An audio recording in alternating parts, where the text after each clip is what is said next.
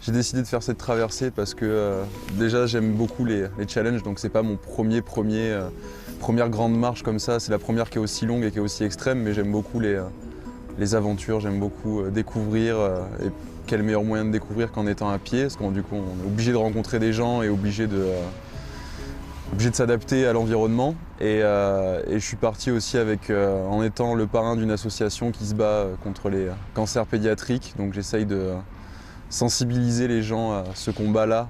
Alors en fait, je me suis arrêté à Winnipeg parce que le voyage de Montréal à Vancouver, j'avais à peu près prévu 6 mois de marche. Et en fait, avec ma copine, on s'était dit que 6 mois sans se voir, c'était beaucoup. Que 6 mois de solitude, c'était beaucoup. Et donc on s'était dit, ce serait bien qu'on se retrouve à mi-chemin. Et il s'avère que Winnipeg, c'est le centre du Canada, donc c'était à mi-chemin. Donc du coup, on s'arrête à Winnipeg pour à peu près 3 semaines. Ça fait déjà 10 jours qu'on est là.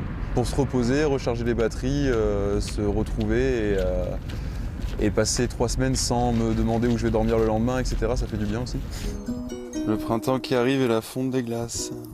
J'étais parti pour une aventure, pour faire quelque chose d'unique.